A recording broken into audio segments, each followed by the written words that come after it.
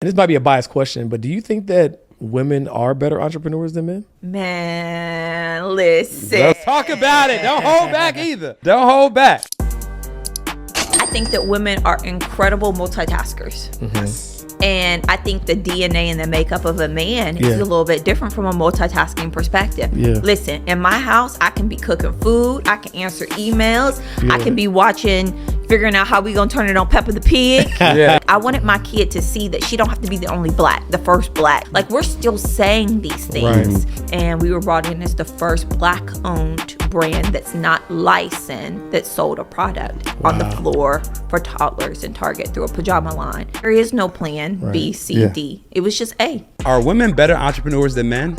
Is it possible for a woman to be a boss while still maintaining her feminine energy at home? Today we have amazing lessons from a millionaire mom that teaches us how to navigate the space of being a woman and being a millionaire boss at home while still maintaining the values of the family. So this is an episode you don't want to miss. So make sure you stay tuned for this, and we'll see you inside the episode. What's going on, everybody? Welcome back to another episode of the Melanin Money Show, where we have an amazing guest who is a pitch expert and a trailblazing entrepreneur. Is going to show you how to show up more confidently in rooms and be your authentic self. And today we have Marty McDonald on the show. How are you? I'm so good. Thank you guys so much for having me. Thank you for being here. Love the outfit. I appreciate Swaggy. that. Yeah. I wanted to feel the vibes, Yeah, right? yeah, you match the vibes. Let me look at the pillows. Clean up on aisle 6. There's a lot of drip. You know what I'm saying? I wanted to feel the melanin energy in the room. See, I love her already. Already. Off the rip. Okay, so the first question I have for you is, can women be bosses while still maintaining their feminine energy? That is such a loaded and deep question. And the short answer is yes, but at a cost. Okay. Right? And I think the cost is you can't show up in every space at every time 100%. You're going to have to give and take at it, right? So in the moments when I'm like, man, I am killing it as the CEO of 2 companies that I'm running, I'm probably not showing up as my best self as a mom, right? And I'm probably not showing up as my best self as a wife of 15 years, right?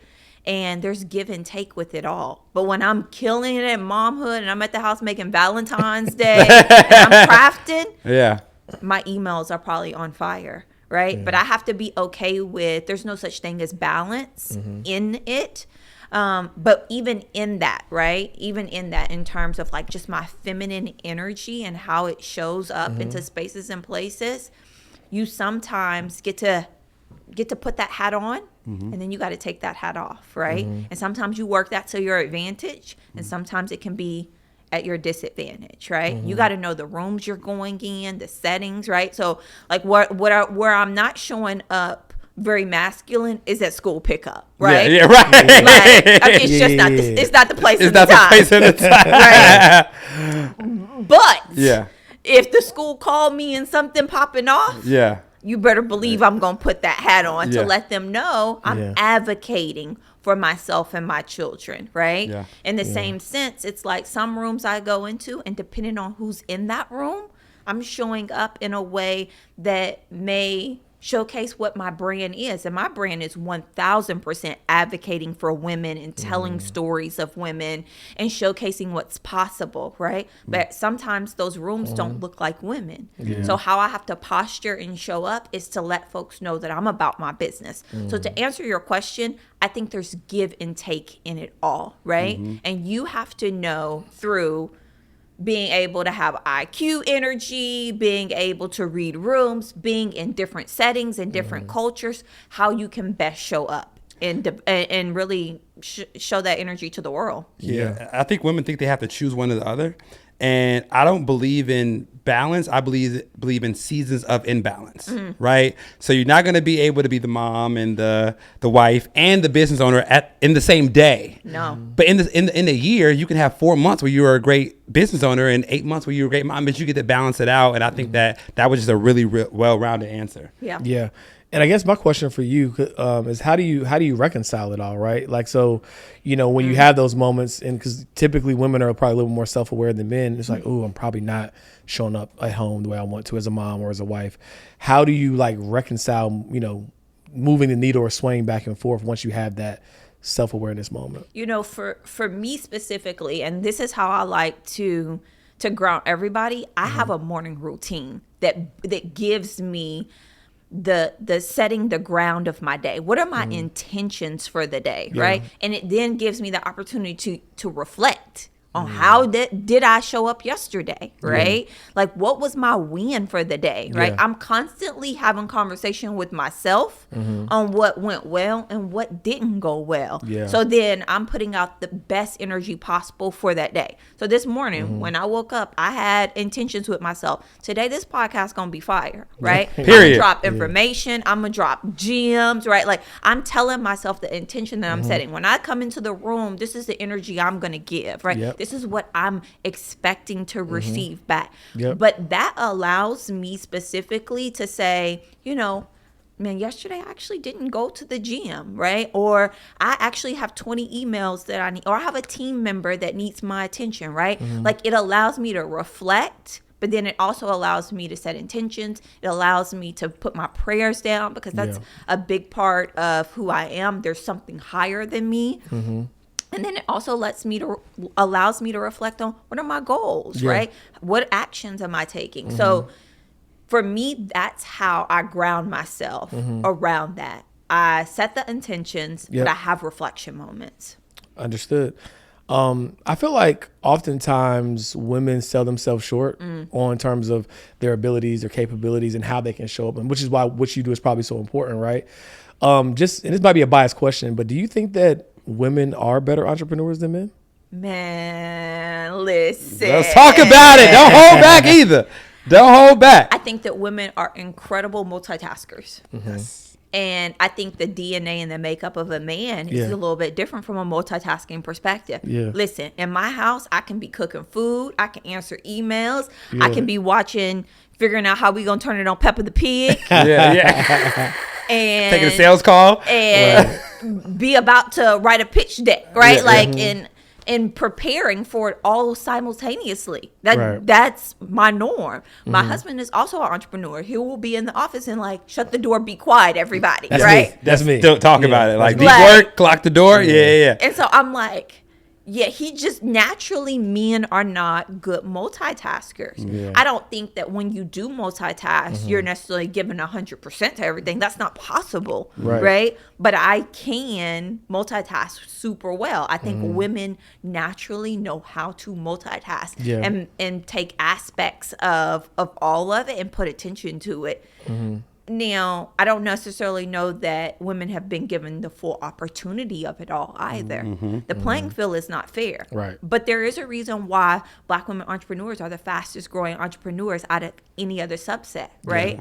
They're not doing it because it's necessarily super hard for them, right? They're flexing muscles of being able to maneuver their strengths in that too. And so there's something to that. Where the men fastest growing entrepreneurs at, like, right? I mean, some of our closest friends in the entrepreneur space and some of our most successful friends are Black women. Like, word to Ellie Talks Money, who like was our friend. She had 4 or 5 kids, and she was running a 7-figure, earning more. Like, it was crazy.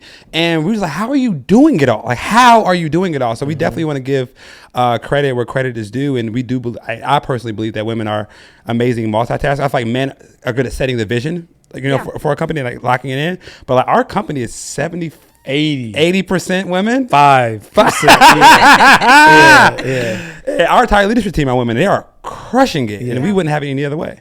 I think that there's something extremely powerful around that. I think what you said was so key. Like, men, what if our men set the vision in all our aspects and spaces? If they dominated to set the vision in households, where would we as a Black race would be? Let's talk about it. Like, if you had that head to set the vision and the tone, right? And we partnered together, right? I think there's something incredibly powerful in that. Yeah, because I think women are naturally more emotionally intelligent, right? And I think that provides a lot of context that men might overlook or oversimplify. So when you had that combination of a man who can, set the vision and have that macro insight, but a woman who can kind of bring it back down, like, hey, I'm with you, but here's how we gonna get it done. Yeah. Right. I think that's a powerful combination. And probably why, they say that wealth starts with, it starts in the home, right? It's like you really want to restore, generational wealth, you got to fix the family unit, right?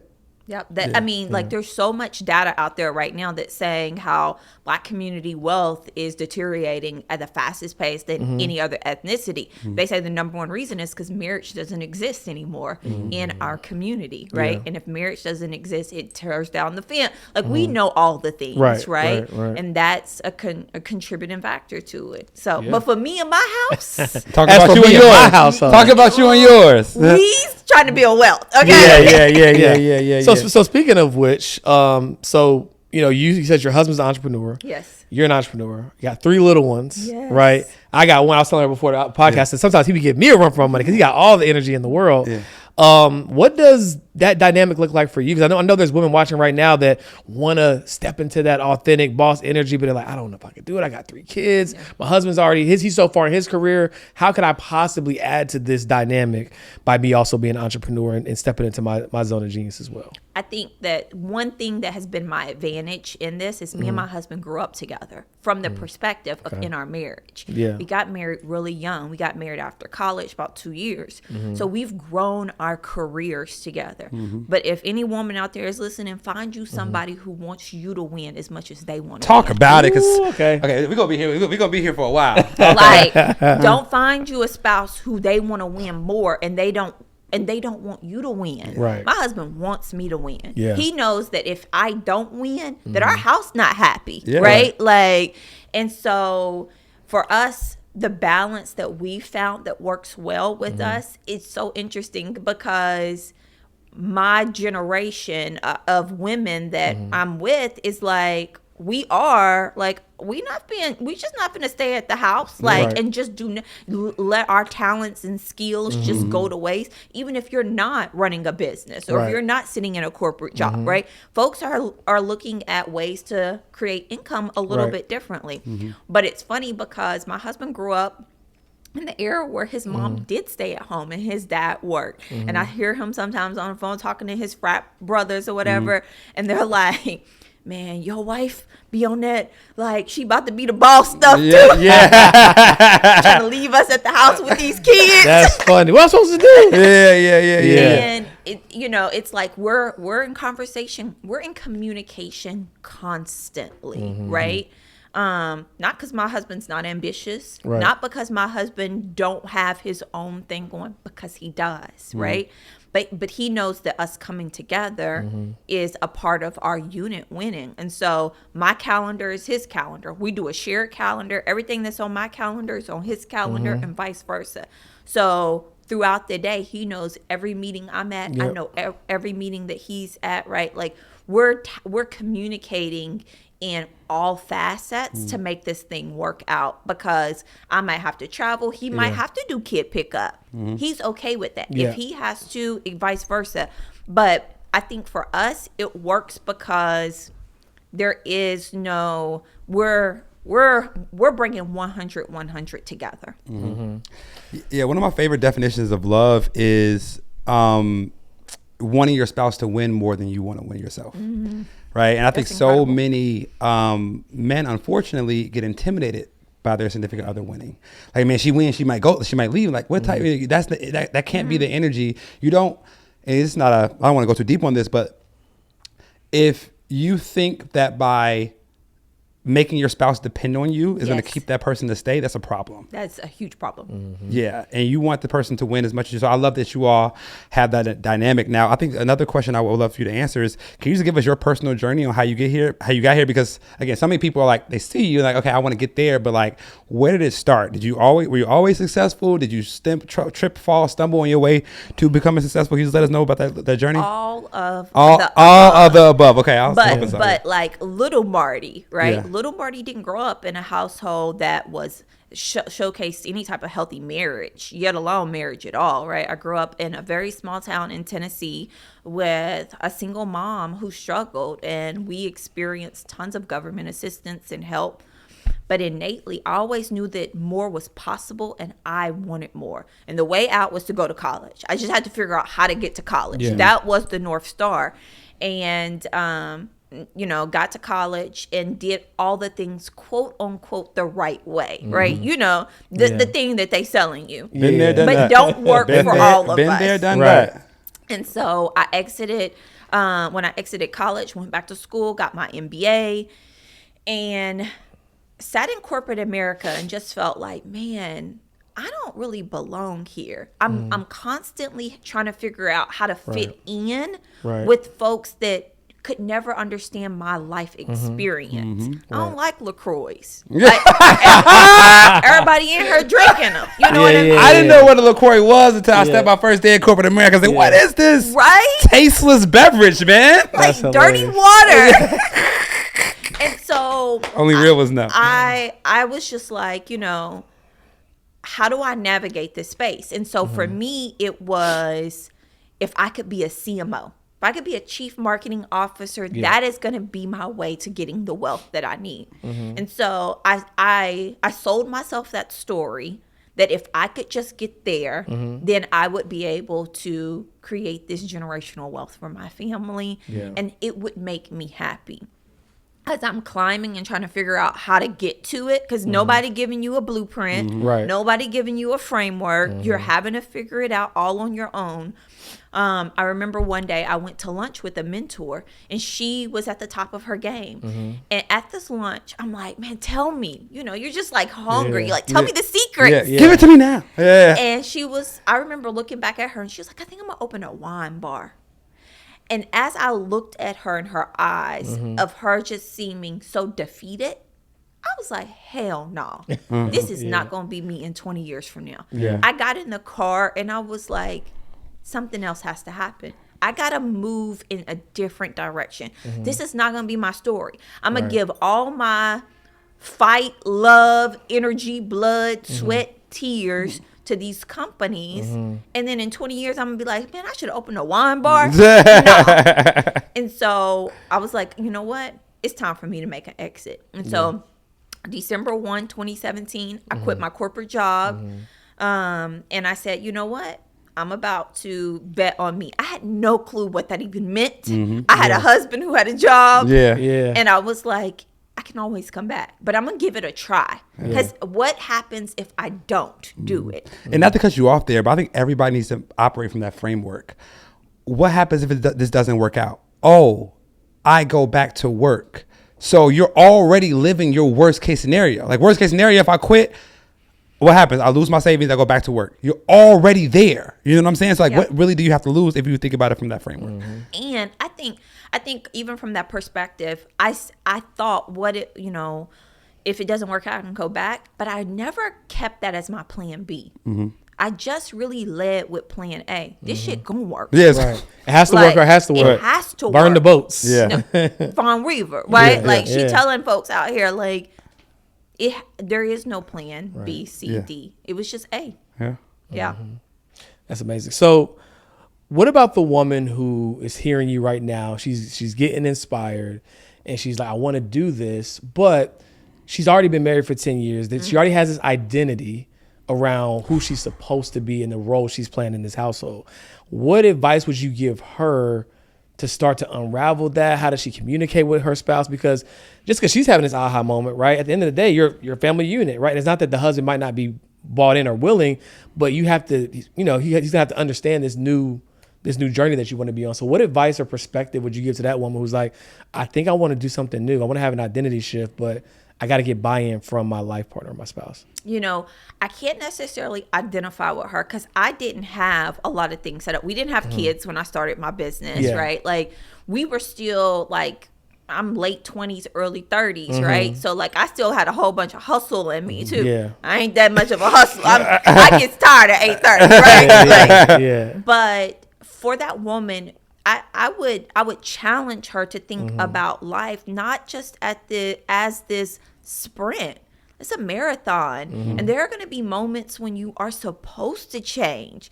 So the person I was 10 years ago is not the person I am today, right? And if I didn't evolve to a new person, so the expectation that her partner would think that she's supposed to stay in this box of being the same is completely unfair.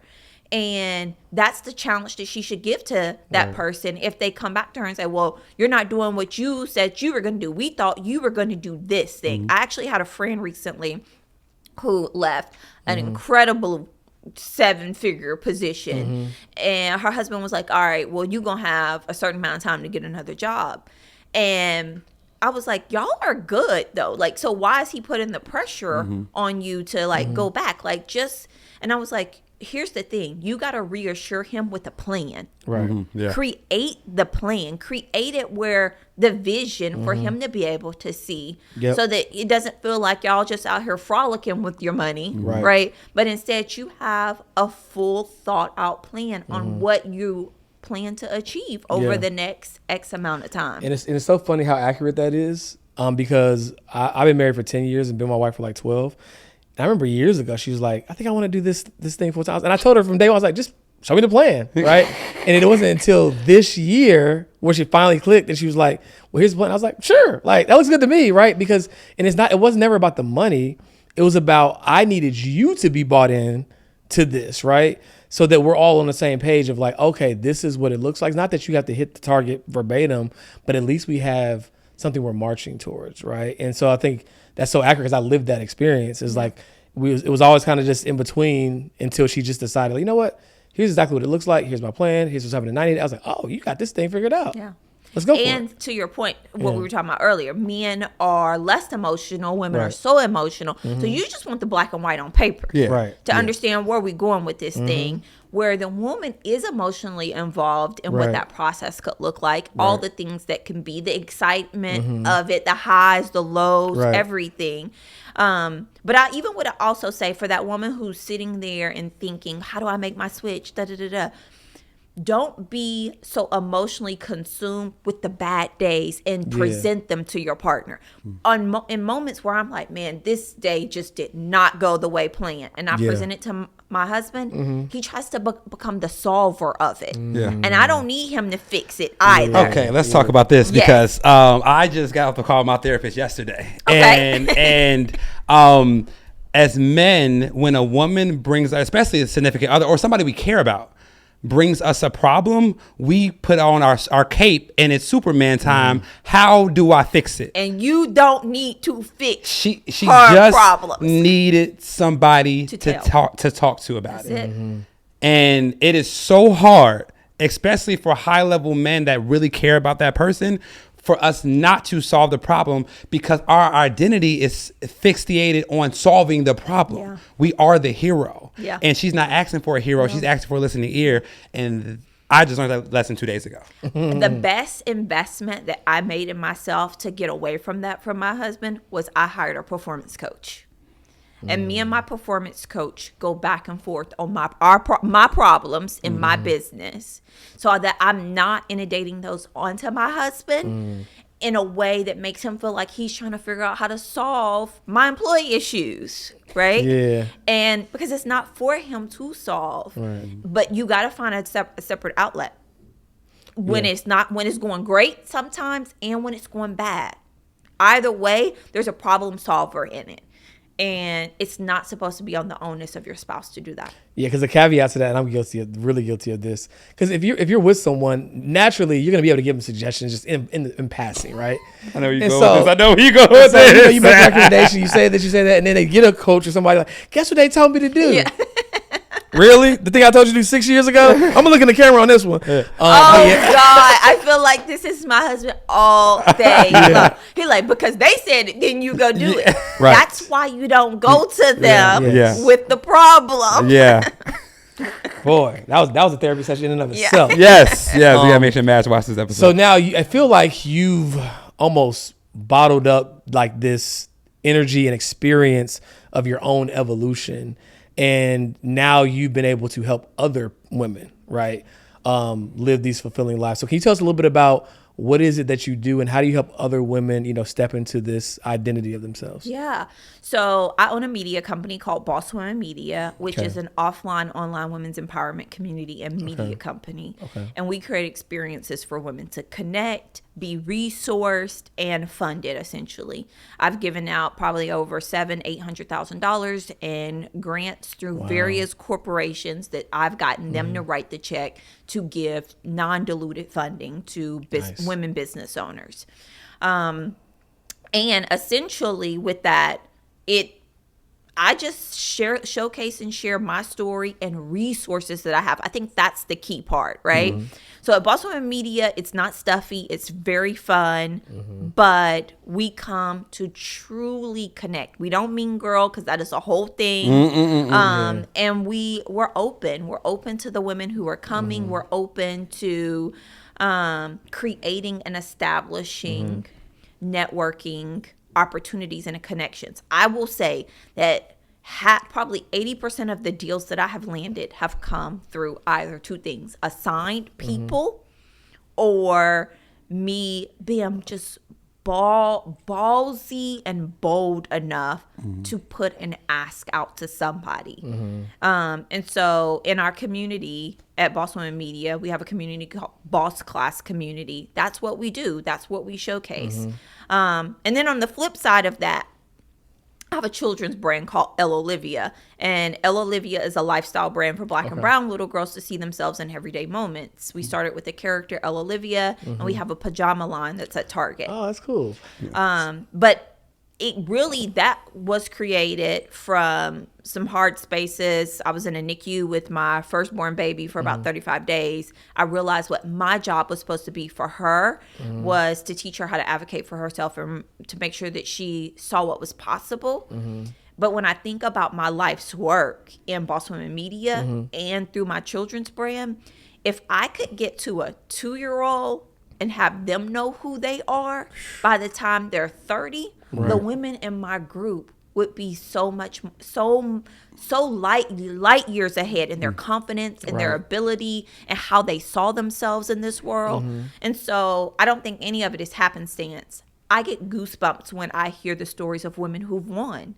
I love telling those stories to our community so that they can see what's possible, because little Marty, that was 7 years old, didn't know what was possible. And so if I get to showcase that for folks to see, then that's really a part of everything that aligns with my values. So speaking of little Marty, thinking about all the experiences you have now and all the things that you've learned, what are 3 things that you would tell her today? I would tell her, number one, it's going to be okay.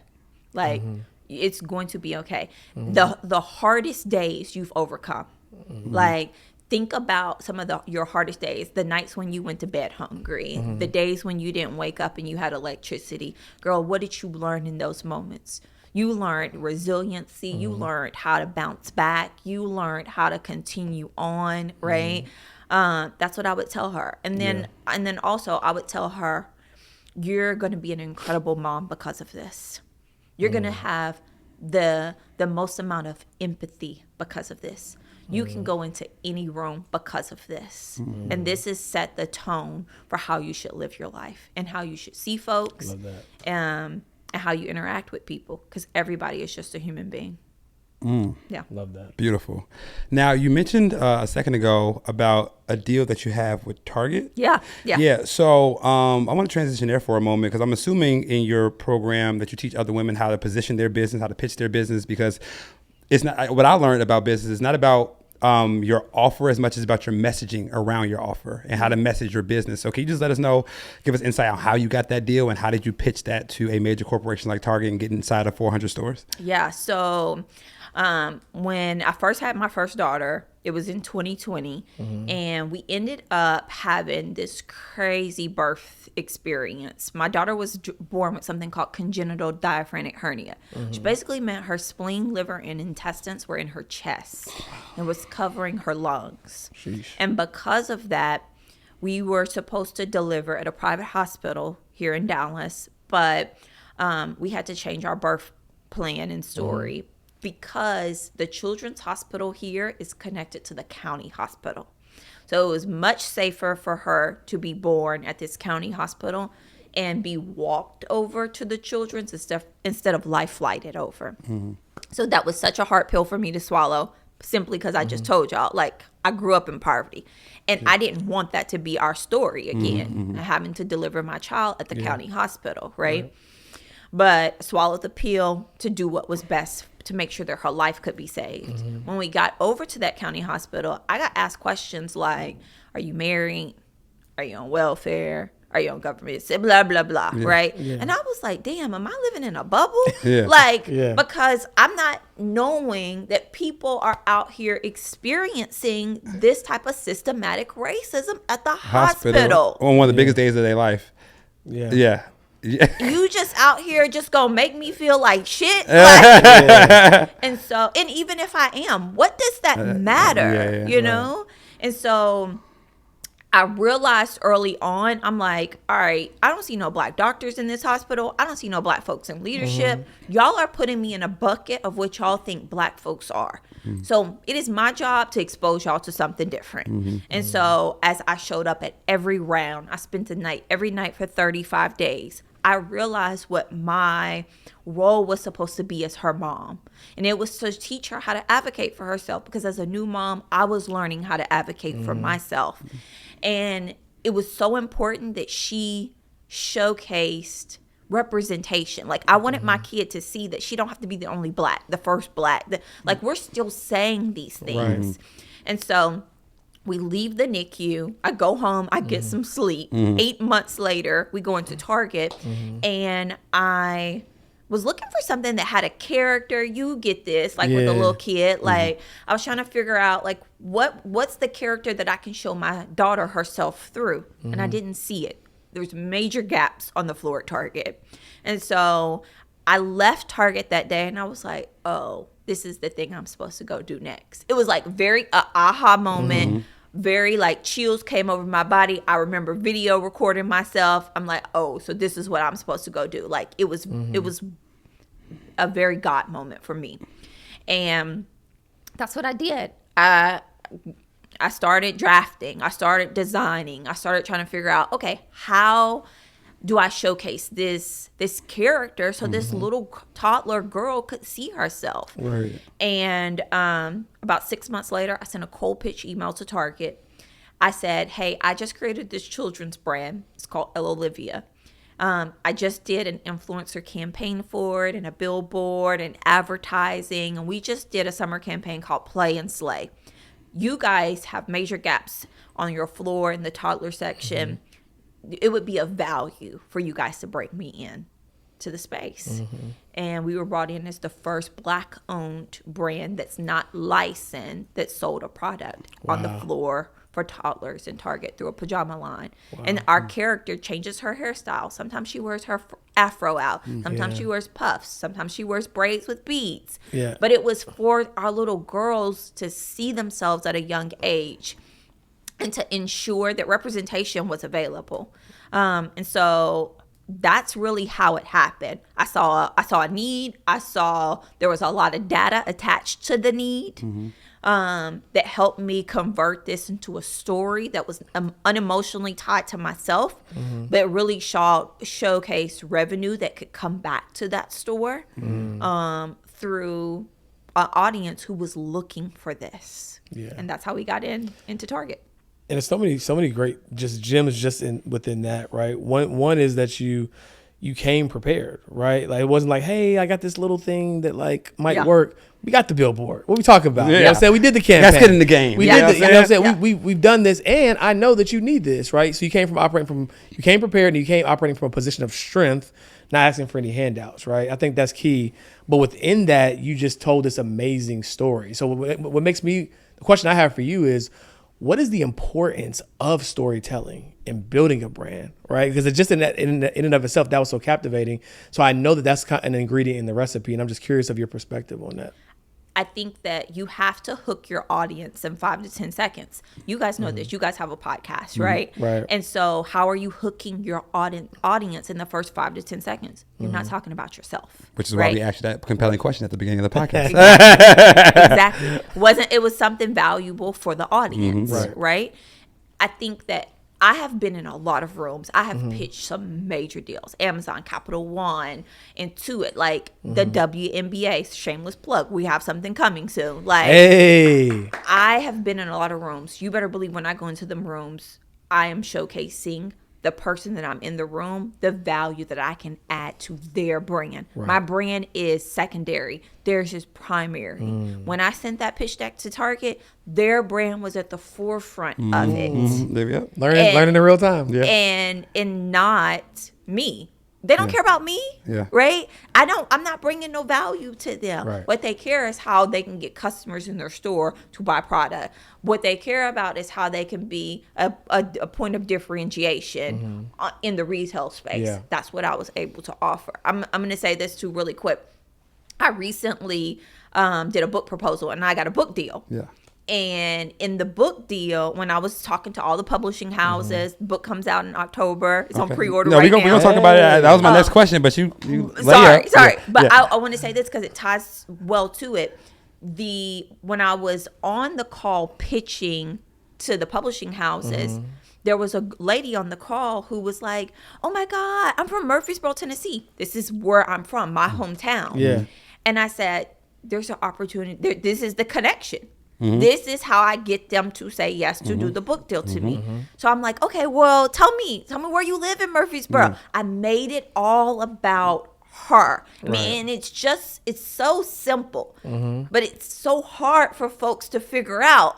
Don't go in there talking about you. Yeah, it's what W said, WWYFM, what's in it for me or what's in it for them? Like she works in the company. If you make her feel like this is her project, she's going to be the advocate for you inside the company in everybody's ear. We have to do this book deal with Marty because she's from my hometown and I have skin in the game and I want to see this happen.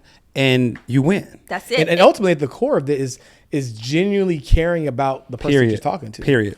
And why not? Right. But you don't know what resources they have. You don't know what resources you can give. That's the other piece of the pie that we don't talk about. This is a two-way street here. Right. It's, okay, who do I know that can help George, right? Like, who do I know that can add value, right? And, oh, by the way, when I do that for them, they will return it up on me, right? That's how you build out here. Fact. And with the lady, it was like, she was like, "I'm in Murfreesboro, da-da-da-da." Well, by the time we got off that call, she was like, "Marty, I love you." Yeah. Because she got to see herself through my story. And that's how you make the connection. Love that. Amazing. So let's talk about this book that's coming out. Yeah. Can you give us insight on, can we know the name of the book? Yes. Let's talk about Yes. it. It's already on pre-order, right? The book is on pre-order. Okay. The book is called Audacious. Okay. It is a bold guide to helping folks live the career and life of their dreams. So it's a self-help book. It's a whole bunch of my stories from the day I left corporate America to this infamous story of when I was sitting in corporate America and the CEO called me in the office and told me to take chicken and waffles off the menu because he was tired of black folks coming into his restaurant. Jesus. And how I had to find my voice in that moment as a young person in corporate America, and I didn't know how to navigate these spaces, to me saying I got the Target deal, but I had to get $500,000 in 2 months, and where I was about to get $500,000 at. Yeah. I mean, so it's so many great gems in the book. I leave folks and the readers with information on how to shift their mindsets, how to believe in themselves, and ultimately how to storytell. And I think that we storytell in every single thing that we do every single day. And it's how to captivate your audience to make them say yes to you by storytelling. I love that. I love that. And can we add the link to the book in the show notes? Can you give us the? Well, yeah, I mean, I was just making Please. sure.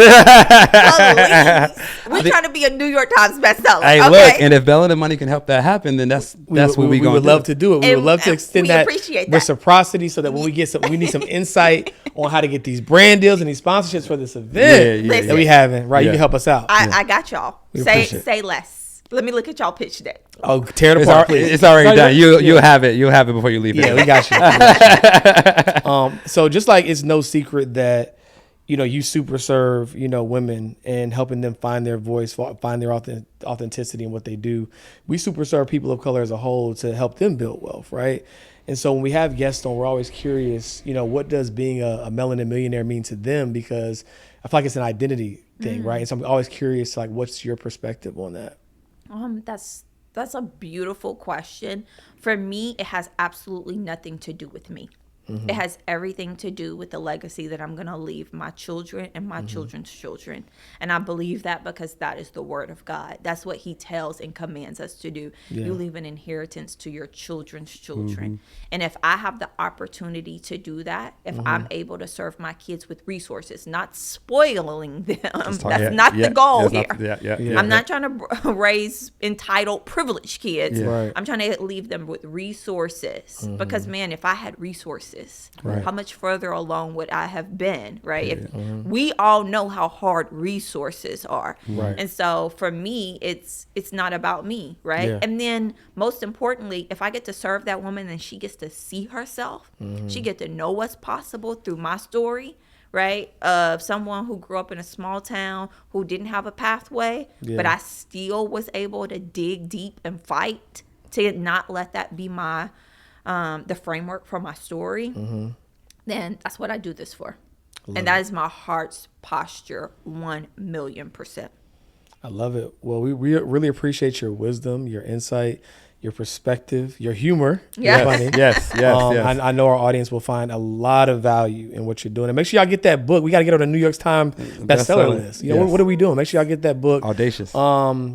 I want to do something, but I don't. Our team always kills me to come with stuff on the fly. We're gonna figure out something. Our team always, what did you do? But we're gonna do something because I want people to buy that book and find themselves through your story. I want as many people to have that book as possible. But again, thank you so much for being on the show. Thank you, guys. And I feel like she's one we gotta have back. Yeah, right? Hey, after the book, right? After the book, exactly. Listen, we're neighbors now. Okay, exactly. Here's how we're gonna do it. So we have an event in October, right? Book in comes Dallas. out October 14th. See, you see how I'm going? Come on now. Listen. Okay. Yeah. So we have an event in October. So our event, I know it's like, I don't know the exact date now. It's actually in November. Remember, it's the first week of November. It's in November. So the book was already perfect. Yeah. So there we go. That's how we're gonna redo this, and we're gonna have you at the event, do a fireside chat or workshop. Because most our client base is, I think, 65 or 70% women. Yeah. It'll be a great fit. Yeah, it'll be a great, and it's in your backyard. So and that's our fun event. It's called Rich Relative Recess. Yeah. Oh, I love that. Yeah. So it'll be a really, really good time. So we'll fill you in on that. We'll have you there. Yeah. Tell us about how the book made it on the New York Times bestseller list. Yes. We manifest in that. But thank you so much for being on the show. Until next time. Thank you guys so much.